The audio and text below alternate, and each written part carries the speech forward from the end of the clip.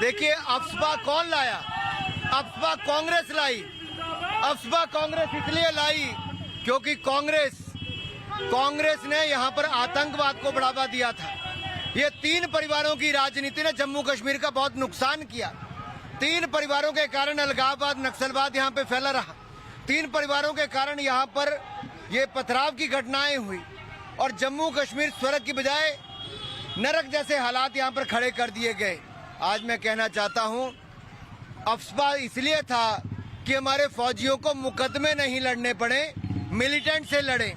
आज जब मिलिटेंसी को ही खत्म किया गया है, आतंकवाद को खत्म किया गया, तो मुकदमे लड़ने की जरूरत नहीं पड़ेगी। इसलिए अफस्पा को हटाया जा सकता है। उस और अमित शाह जी ने इशारा किया है।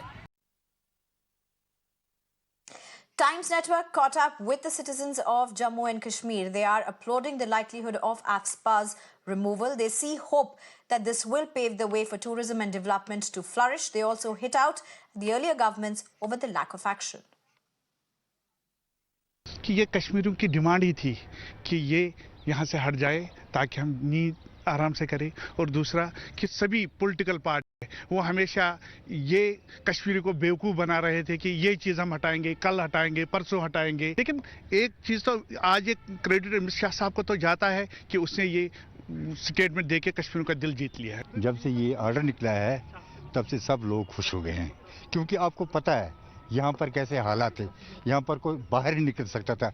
यहाँ का कारोबार, यहाँ का टूरिस्ट सब बेकार हो गया था, क्योंकि यहाँ पर पथराव होता था, बहुत कुछ होता था, वो तो बंद हो गया। जो भी आज तक यहाँ पर पार्टी कोई आई, चाहे नेशनल कॉन्फ्रेंस हो, चाहे पीपल्स, चाहे कोई, इन्होंने इसका बेड़ा गर्क किया कश्मीर का। हम अमित साहब से बहुत शुक्रगुजार है जिन्होंने ये काम। बाकी आपका शुक्रिया। मैं ये कहूँगा कि होम मिनिस्टर ऑफ इंडिया जो है अमित शाह जी, एक वेलकम स्टेप है जम्मू कश्मीर के लिए। अगर ऐसा है कि अफसा को हम यहाँ से रिवोक करेंगे, बहुत बड़ा स्टेप है। हम बहुत खुश हुए जब हमने ये स्टेटमेंट अमित जी साहब का सवेरे सुना, तो हम बहुत खुश हो गए। हमारे यहाँ तो ऐसा माहौल है कि हम महसूस कर रहे हैं आज हमारी ईद है। Meanwhile, Jammu Kashmir National Conference and Congress have hit out at the centre. Former J&K Chief Minister Omar Abdullah has alleged that AFSPA should have already been scrapped if situation was better in J&K, as the centre or the BJP has been claiming. The Congress asked why elections are not being conducted in Jammu and Kashmir and slammed the centre, calling it a poll move. Kashmir के हालात इससे ज़्यादा बेहतर कभी थे नहीं, तो इंतज़ार किस चीज़ का? पहले ही कर देना था। मैं तो 2011 से इस दिन का इंतज़ार करता आया हूं और कोशिशें भी हमने बहुत की अफस्पा हटाने की, लेकिन मुझे डर इस बात का है कि जिस तरह लद्दाख के लोगों को 6 शेड्यूल का झांसा देके उनको गुमराह किया गया, उनको धोखा दिया गया, उनके साथ झूठे वादे किए गए, बिल्कुल उसी तरह इलेक्शन को देखते हुए जम्मू कश्मीर के लोगों के साथ अब अफस्पा के मामले में भी एक झूठा वादा और धोखा देने का जो है सिलसिला किया जा रहा है। उनसे पूछिए कि जम्मू कश्मीर में चुनाव क्यों नहीं करा पा रहे। एक सवाल पूछ लेंगे ना, तमाम जवाब मिल जाएंगे आपको। पूरी एक फलती फूलती डेमोक्रेसी को उस राज्य में खत्म किया, राज्य का दर्जा छीना, यूनियन टेरिटरी का दर्जा दे दिया।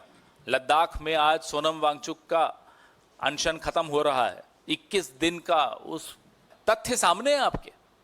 क्या कश्मीरी पंडित वापस कश्मीर जा पाए? क्या वहां किसी की भी जिंदगी, आम आदमी की जिंदगी, सुरक्षा बलों की जिंदगी महफूज है, सुरक्षित है? कि पाक अधिकृत कश्मीर हमारा कब्जा में आएंगे, तो बड़ी बड़ी बात कहना बड़ा आसान होता है। चुनाव की समय है, ये बड़ी बड़ी बातें कहते रहेंगे, ये तो कुछ नहीं, और भी बड़ी बड़ी बात सामने आएंगे। थोड़ा रुको, पीएम साहब को बाजार में उतारने दो। कितने बड़ी बड़ी भाषण होगी, सारे तैयारी हो रहे हैं लोगों को गुमराह करने के लिए, बरगलाने के लिए। ये तो उनकी एक शुरुआत है।